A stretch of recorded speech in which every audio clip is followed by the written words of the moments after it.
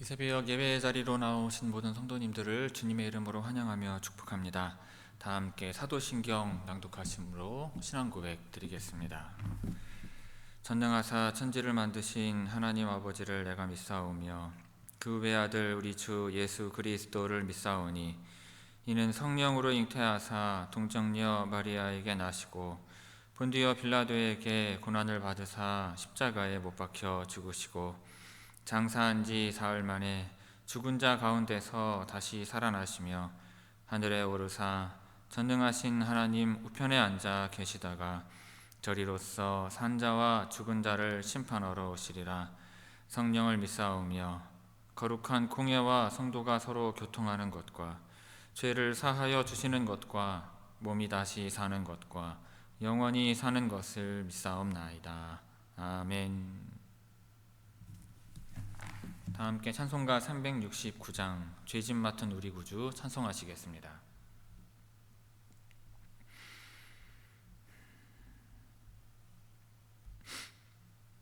찬송가 369장입니다.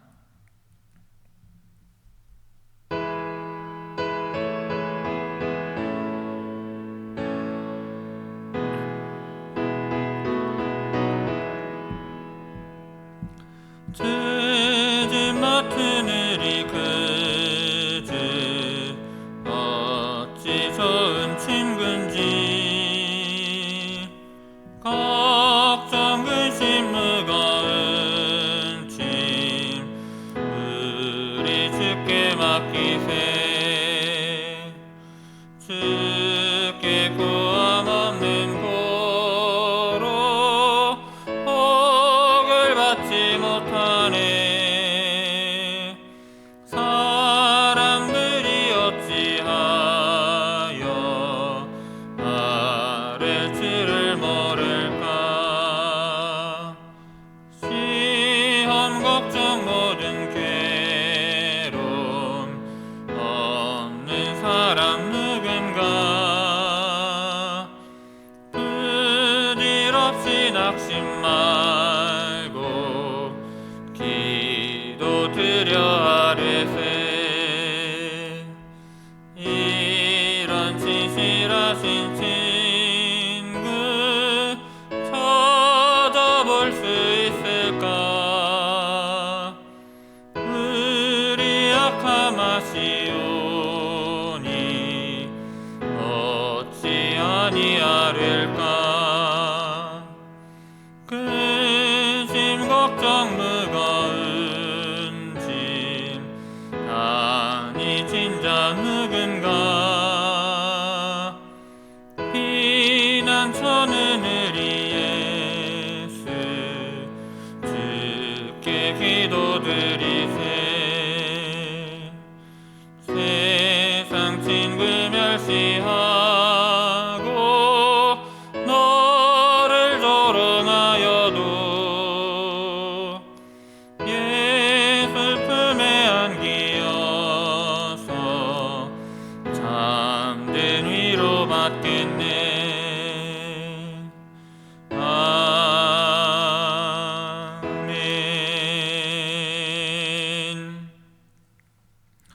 오늘 새벽 우리에게 주시는 하나님의 말씀은 열왕기상 8장 37절에서 43절의 말씀입니다. 열왕기상 8장 37절에서 43절까지의 말씀입니다. 제가 봉독하겠습니다. 만일 이 땅에 기근이나 전염병이 있거나 곡식이 시들거나 깐부기가 나거나 메뚜기나 황충이 나거나 적국이 와서 성읍을 에워싸거나 무슨 재앙이나 무슨 질병이 있든지 막론하고 한 사람이나 혹 주의 온 백성 이스라엘이 다 각각 자기의 마음에 재앙을 깨닫고 이 성전을 향하여 손을 펴고 무슨 기도나 무슨 간구를 하거든 주는 계신 곳 하늘에서 들으시고 사하시며 각 사람의 마음을 아시오니 그들의 모든 행위대로 행하사 갚으시옵소서. 주만 홀로 사람의 마음을 다 아심이니이다. 그리하시면 그들이 주께서 우리 조상들에게 주신 땅에서 사는 동안에 항상 주를 경외하리이다. 또 주의 백성 이스라엘에 속하지 아니한 자 곧 주의 이름을 위하여 먼 지방에서 온 이방인이라도 그들이 주의 크신 이름과 주의 능한 손과 주의 펴신 팔의 소문을 듣고 와서 이 성전을 향하여 기도하거든 주는 계신 곳 하늘에서 들으시고 이방인이 주께 부르짖는 대로 이루사 땅의 만민이 주의 이름을 알고 주의 백성 이스라엘처럼 경외하게 하시오며 또 내가 건축한 이 성전을 주의 이름으로 일컫는 줄을 알게 하옵소서. 아멘. 이 새벽 말씀을 통해 주시는 은혜가 충만하게 임하기를 바랍니다. 먼저 37절에서 40절까지의 말씀은 솔로몬의 네 번째 청원 기도입니다. 여기에서는 이스라엘 백성들의 불순종과 배신에 대해 하나님께서 내리실 수 있는 온갖 재앙들이 총망라되어 있습니다. 이스라엘 백성들이 그 재앙의 원인을 깨닫고 회개하면 구원해 주시기를 솔로몬 왕이 기원하고 있는 것입니다. 37절 봅니다. 만일 이 땅에 기근이나 전염병이 있거나 곡식이 시들거나 깐부기가 나거나 메뚜기나 황충이 나거나 적국이 와서 성읍을 에워싸거나 무슨 재앙이나 무슨 질병이 있든지 막론하고. 여기서 언급하고 있는 기근과 전염병은 사실 전쟁과 밀접한 연관이 있습니다. 비 오는 기간이 짧은 팔레스틴 지역 특성상 전쟁이 일어나면 물을 제대로 저장하지 못하는 경우가 많았고 또한 전쟁으로 인하여 물이 부족하거나 오염되면 곧바로 기근과 전염병이 함께 발생하는 경우가 많았기 때문입니다. 하지만 중요한 것은 이러한 재앙이 모두 백성들을 당신에게 돌아오게 하시려는 하나님의 섭리의 일환이라는 사실입니다. 그 재앙들이 나열되어 있는데 첫째는 곡식이 시드는 것입니다. 이것은 식물이 성장하지 못하거나 열매를 맺지 못하고 조기에 바싹 말라버리는 것을 뜻합니다. 둘째로 깐부기는 농작물의 잎 혹은 어린 열매들의 곰팡이가 퍼렇게 피어서 시들어 말라 죽게 되는 백분병을 말을 합니다. 이스라엘 백성들은 농작물에 발생하는 이러한 현상들을 단지 자연 현상으로만 여기지 않고 죄에 대한 하나님의 징계와 회개를 촉구하는 것으로 여겼던 것입니다. 셋째는 메뚜기와 황충으로 인한 재앙입니다. 황충은 메뚜기의 일종이에요. 넷째는 적국이 와서 성읍을 에워싸는 것입니다. 그런데 사실 당시에 솔로몬에게는 군사적으로 그를 위협할 만한 적이 없었습니다. 하나님께서 솔로몬에게 평화를 허락하셨기 때문에 역사상 지속적으로 팔레스틴에 강력한 영향력을 행사했던 아수르와 애굽은 쇠퇴의 길에 있었습니다. 그리고 주변국들은 이스라엘의 강력함에 눌려 감히 도발할 생각조차 할 수 없었던 것입니다. 하지만 솔로몬은 나라의 흥망성쇠는 오직 하나님의 손에 달려있음을 알았습니다. 이스라엘이 하나님께 죄를 짓게 되면 분명 이 지금의 평화는 사라지고 혼란에 휩싸이게 될 것을 확신하였기 때문에 이와 같은 기도를 드릴 수 있었던 것입니다. 38절 봅니다. 한 사람이나 혹 주의 온 백성 이스라엘이 다 각각 자기의 마음에 재앙을 깨닫고 이 성전을 향하여 손을 펴고 무슨 기도나 무슨 간구를 하거든. 여기 맨 앞에 한 사람은 이스라엘 왕인 솔로몬을 가리키는 표현이고요. 온 백성 이스라엘은 말 그대로 전체 이스라엘 백성들을 뜻합니다.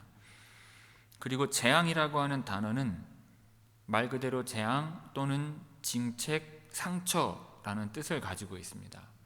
하지만 본래 이 단어는 다타, 어루만지다라는 뜻을 가지고 있기 때문에 경우에 따라서는 하나님의 손길이 사람의 마음을 어루만져 감동시키신다라는 의미도 함축하고 있는 것입니다. 그러므로 이것은 하나님이 범죄한 사람에게 재앙을 내리시는 것은 그들의 완악한 마음을 부드럽게 하기 위함이며 최종적으로는 그들의 마음을 당신께로 돌이키기 위함임을 보여주는 것입니다. 결국 이와 같은 솔로몬의 기도는 재앙에 담긴 징계의 의미와 목적을 분별하여서 각자가 자기의 죄를 깨닫고 그 죄를 마음 아파함으로 하나님께 나아와 회개할 것을 교훈하고 권고하고 있는 것입니다. 39절 봅니다. 주는 계신 곳 하늘에서 들으시고 사하시며 각 사람의 마음을 아시오니 그들의 모든 행위대로 행하사 갚으시옵소서. 주만 홀로 사람의 마음을 다 아심이니이다. 자, 성경에서 어제도 말씀드렸지만 마음이라고 하는 단어는 인간의 어떠한 내적인 감정만을 가리키는 말이 아니라 지정의를 포괄하는 인간의 전 인격적인 측면 모두를 의미를 합니다. 그러한 각 사람의 마음을 아시는 하나님께서는 일시적인 후회 감정이나 가식적인 종교 행위에 속으시는 분이 아니신 것입니다. 그러므로 이 기도는 백성들이 재앙에 직면하여서 그 재앙을 하나님께서 주신 징계로 깨닫고 각자 자기가 지은 죄를 진심으로 슬퍼하며 뉘우치고 그 죄 가운데에서 돌이킬 때 그들의 이와 같은 진심 어린 마음을 살펴보시고 그들에게 긍휼과 자비를 베풀어 달라는 것입니다. 40절 봅니다. 그리하시면 그들이 주께서 우리 조상들에게 주신 땅에서 사는 동안에 항상 주를 경외하리이다. 자, 이스라엘이 진실로 회개할 때 하나님께서 용서해 주시고 구원의 은총을 베풀어 주시면 이스라엘은 그때 하나님의 살아계심을 알며 하나님을 경외하게 될 것이라는 뜻입니다. 이 구절을 하나님께서 용서해 주시는 것을 조건으로 하나님에 대한 경외를 제한하는 것으로 이해해서는 안 될 것입니다. 솔로몬은 다만 하나님의 전능하심에 근거하여서 그분의 긍휼하심을 기대했던 것이고요. 또한 용서하심에 풍성하신 하나님의 은총을 확신하여서 이와 같은 기도를 하였던 것입니다. 자, 37절에서 40절까지 우리 함께 읽도록 하겠습니다. 37절에서 40절 말씀입니다.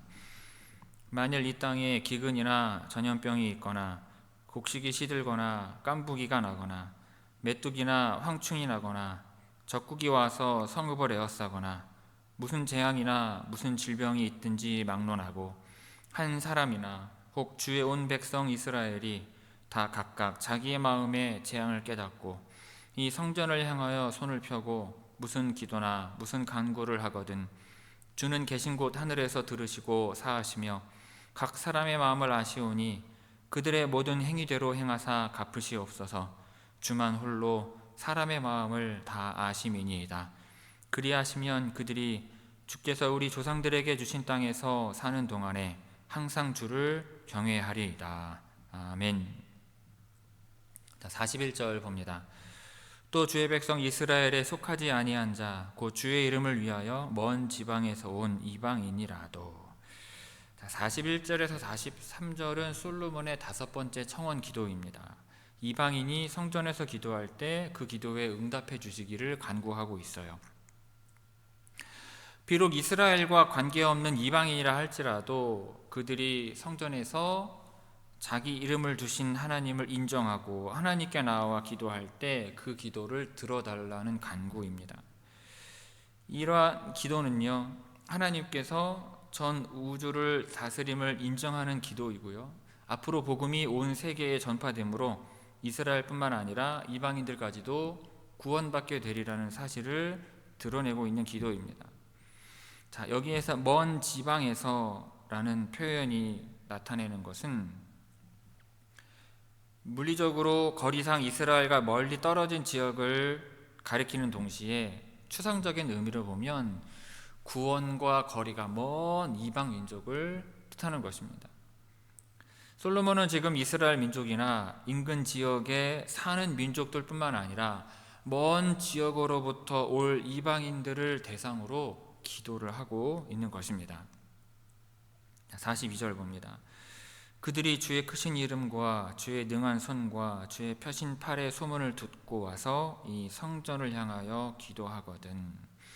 자, 이방인들이 성전에 와서 여호와 하나님을 경배하는 이유를 보여주고 있습니다. 이스라엘에 속하지 않은 이방인이라도 이스라엘 백성들을 돌보시고 구원하시는 하나님의 능력을 인정하고 자신들에게도 그와 같은 구원의 능력이 임하기를 기대하며 성전을 향하여 기도할 경우 그 이방인들에게도 하나님께서 당신의 은총의 손길과 능력의 팔을 나타내실 것을 간구하는 내용입니다. 43절 봅니다. 주는 계신 곳 하늘에서 들으시고 이방인이 주께 부르짖는 대로 이루사 땅의 만민이 주의 이름을 알고 주의 백성 이스라엘처럼 경외하게 하시오며. 세상 사람들 모두가 하나님이 어떠한 분인지 깨닫고 그를 믿고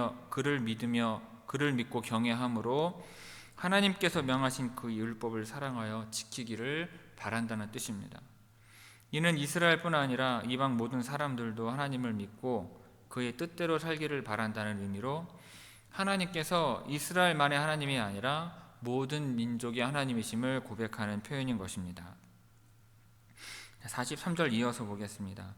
또 내가 건축한 이 성전을 주의 이름으로 일컫는 줄을 알게 하옵소서.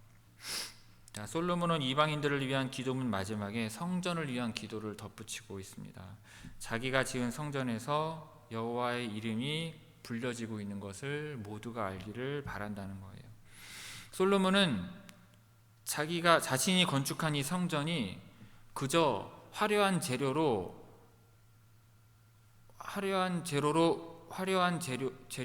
웅장하게 지은 건축물로만 알려지기를 원하지 않았습니다. 원래 성전을 지은 목적에 합당하게 하나님께서 당신의 이름을 두시고 거기에 당신의 권위와 영광을 드러내시는 곳으로 이스라엘만이 아니라 모든 이방인들에게까지도 이 성전이 그렇게 알려지기를 소원을 하고 있는 것입니다. 41절에서 43절까지 함께 읽도록 하겠습니다. 41절에서 43절입니다.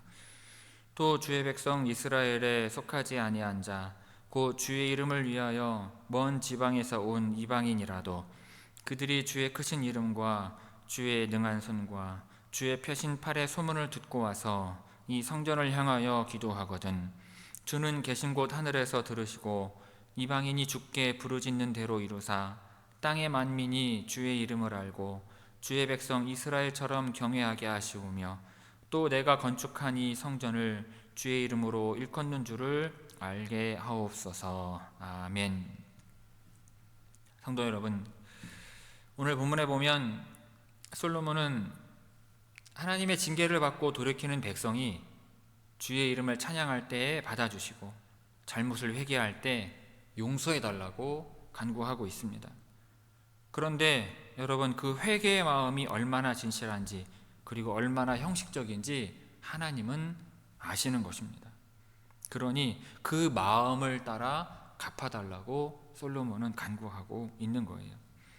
훗날 이 성전의 제사가 형식적으로 드려지고 용서하시는 하나님보다 자신들의 제사나 제물을 더 의지하였던 이스라엘을 생각하면 지금 이 솔로몬의 기도가 얼마나 중요한지 알 수 있는 것입니다. 성전에서 제사를 드리면서도 마음으로는 온갖 부정한 짓을 한다면 하나님은 그 제사를 받지 않으시고 이스라엘을 용서하지 않으실 것입니다. 그런데 이것은 우리도 마찬가지입니다.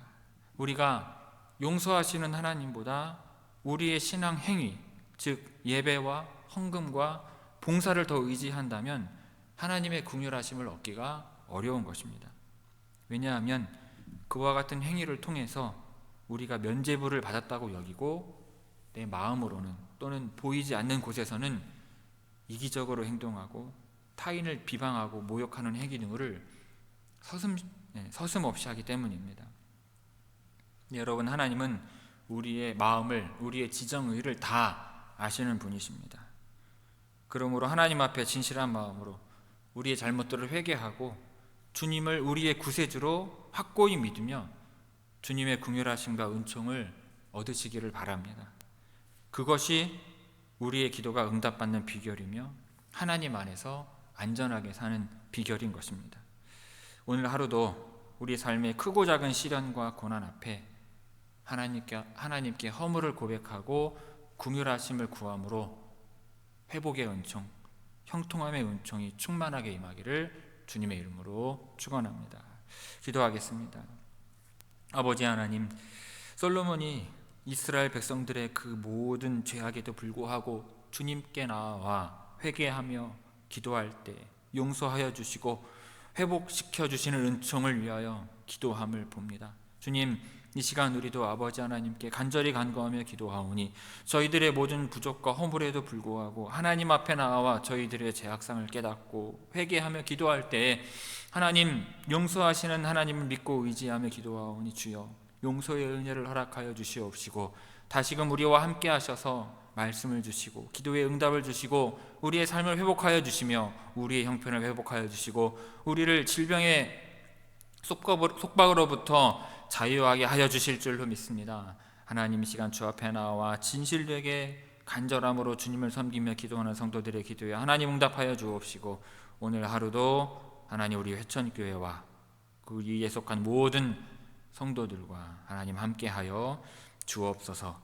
감사드리오며 이 모든 말씀 예수님의 이름으로 기도 올리옵나이다. 아멘.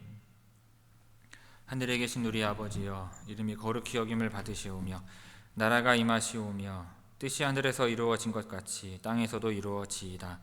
오늘 우리에게 일용할 양식을 주시옵고 우리가 우리에게 죄 지은 자를 사하여 준 것 같이 우리 죄를 사하여 주시옵고 우리를 시험에 들게 하지 마시옵고 다만 악에서 구하시옵소서. 나라와 권세와 영광이 아버지께 영원히 있사옵나이다. 아멘.